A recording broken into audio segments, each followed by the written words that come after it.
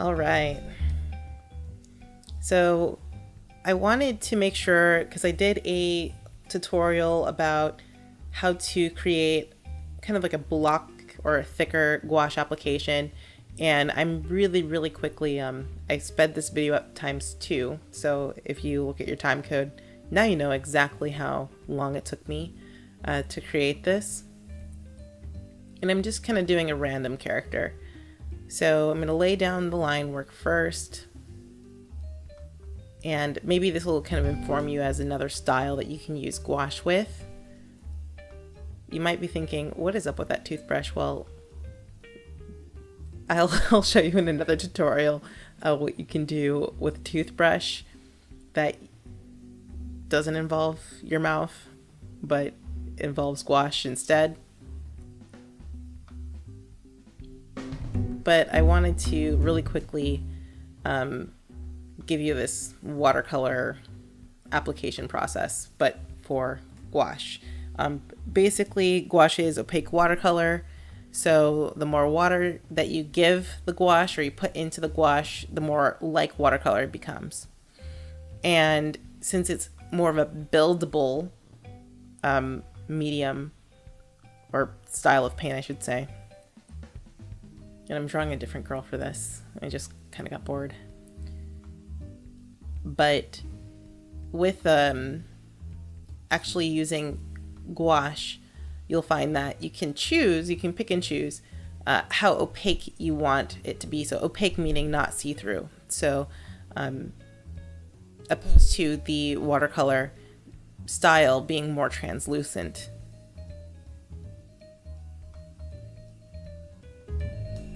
Now there's multiple types of gouache. There's also, I'm using just normal gouache. I think it's like Winsor & Newton Designer Series. Some expensive stuff, you know. But you can even use inexpensive gouache for these projects as well and get similar results. The only difference that you'll get, that's where your testing will come into play. If you test your gouache in advance, you can see how far you can push the medium. So I recommend definitely doing testing if you've never used your medium before. Or like for me, I love just testing before I actually start creating something. Just because it's kind of like warm up. You're trying to warm up your hand, warm up your brain. So I just go ahead and start testing things. Usually, like my go-to is digital, and I found that gouache, at least for me, my style with digital is very close to the gouache process or using gouache. So here I am just getting little dollops of paint. You really don't need a lot of gouache when you're using it. You do need to remember to spray it with water or adding a little droplet of water to it to keep it malleable so it doesn't dry up on your palette.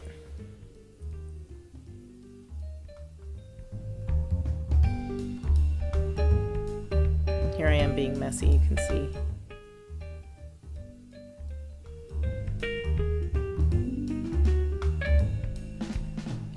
And I'm just kind of like just putting just a little itsy bit. I probably don't even need a lot of these like colors, to be honest. I put more white and I put more yellow because I'm gonna need more yellow for this, I think. And I think I'm going to make her skin tone more of a, you know, like peachy, yellowy kind of skin tone. I don't know. To make kind of like a, I guess would be considered like a Caucasian skin tone, it's going to be using a lot of white and mixing that together with yellow and just a wee bit of red for kind of a peach.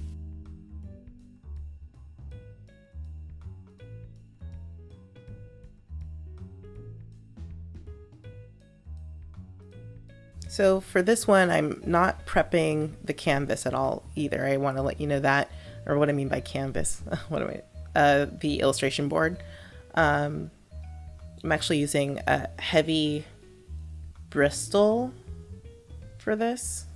You can of course use watercolor paper, things like that, but I'm just going to go in with the color on top of the pencil. And you can see that, especially when it comes to like these lighter colors, it will smudge.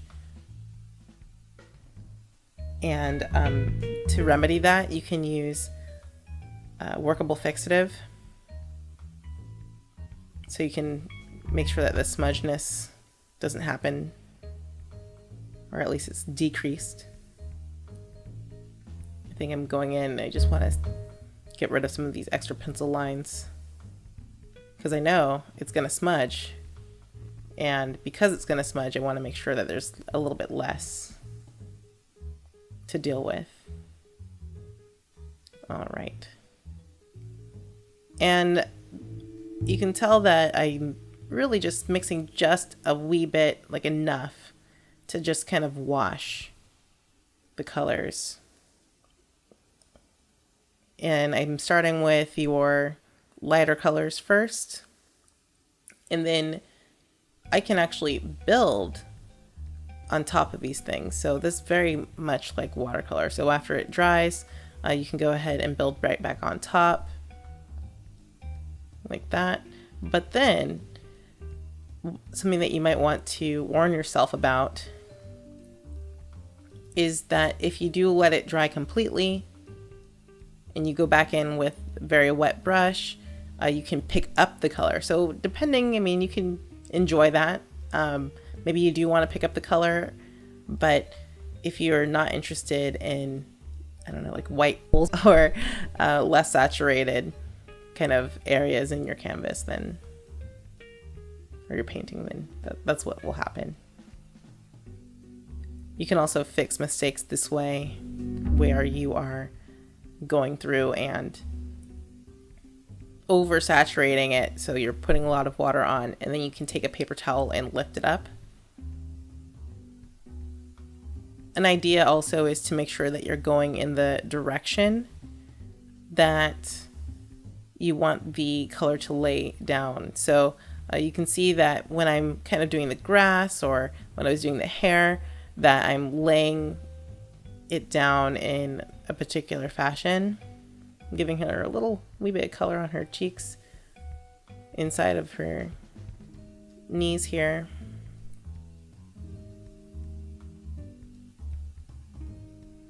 I know this is not flesh, but I'm gonna kind of treat it that way. I'm not quite sure why. Just playing around, I guess. And since I came in with this having no plan, I am just, again, trying to figure out, okay, so how am I gonna make this not clash too much? I'm using quite a lot of water here. I'm gonna go in and I'm gonna start trying to stretch out the color by just, this is a clean brush with just water. So I'm just pushing around the paint.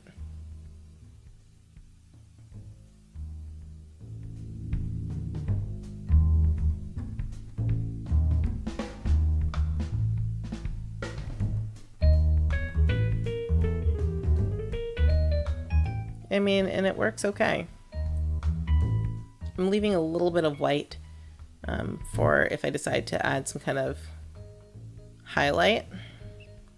And then I'm actually kind of dabbling a little bit. It's picking up the pencil because I think I've just oversaturated it here. And then with it having a lighter color, it is kind of making it a bit muddy. So I think that was like a pause of disappointment. It's like, oh no. Going back in with darker colors and painting in the direction of which I want the water to fall.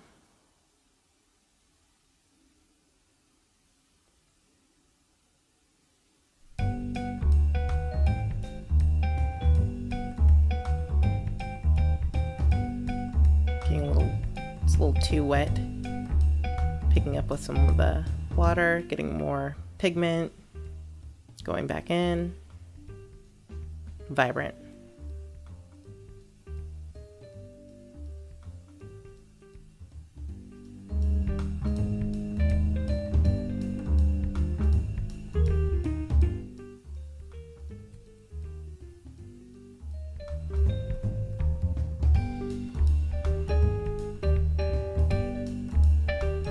It's important to make sure that you're using the right size of pencil or pen or brush in this case to really make sure that you can get into some of these tiny crevices.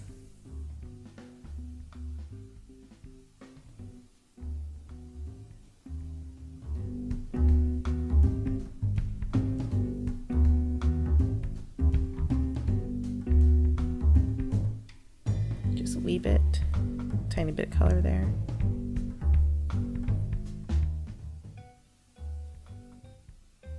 Adding a little bit to her nose as well.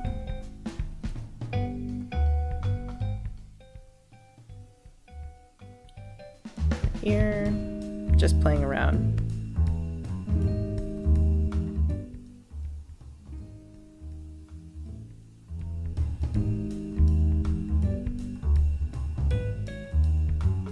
I think a lot of times when you're kind of approaching something, especially if you're kind of playing around like this, it's like kind of knowing when to stop. And for me, what I'm doing right now with this jacket is I'm figuring out, okay, so I need something that will help ground the image. I want to make sure that like the top of her body and the bottom of her body has some of the similar saturation levels or like some of the same colors. So I'm just going back to figure that out. For good or bad, I'm not sure, but I feel like it's a little bit more even now to add more of the color to the top than it also is to add some of the colors to the bottom. Same thing that I'm doing here.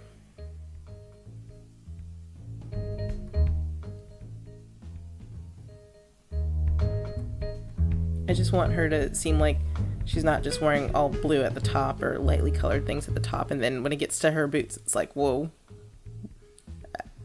Even though they are really saturated at the bottom, I want to see if I can create some kind of transition.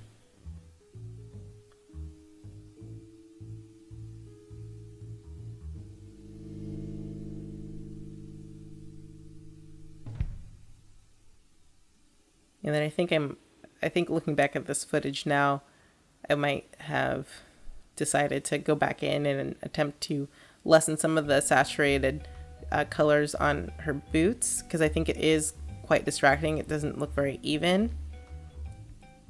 But, you know, it's kind of hard to go back at a certain point with these. And also, this is what you learn. That's how you learn. I'm approaching this kind of like a sketchbook.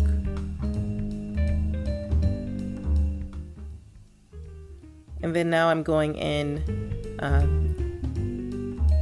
after I added some highlights, as you saw, using yellow again, I'm going in with just a pen. And because I know that my pen is water soluble, like it will enjoy the water and become like paint, I'm actually using that to create kind of some dark part of the eye. And I'm taking some paint and knowing that the coloring will break down in the ink, I'm going to go ahead and move that around to kind of create this dimness of the color to the eye. I like doing that.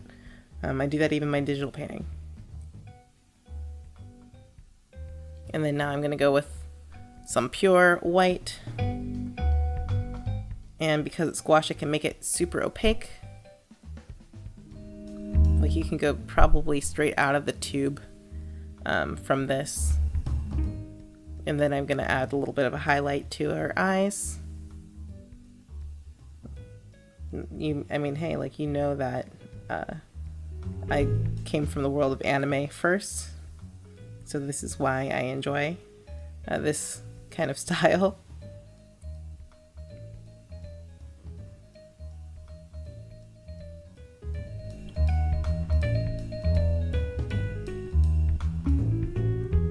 All right, and then going forward, you know, you can let things dry. I'm going in actually because I think because of the style of coloring, I think I can just go in with a mechanical pencil to get these kind of lines so it can tighten up some of the lines again instead of actual ink, because I think if I used ink it would just be too much. It would make things too heavy.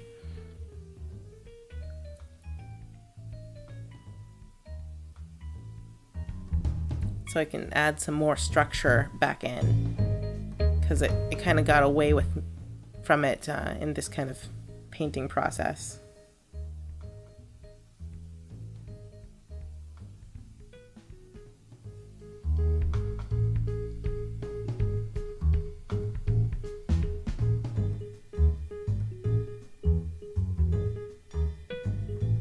All right, so after a good cleaning, that's it. We're done. Thanks for watching. I hope you enjoyed this process.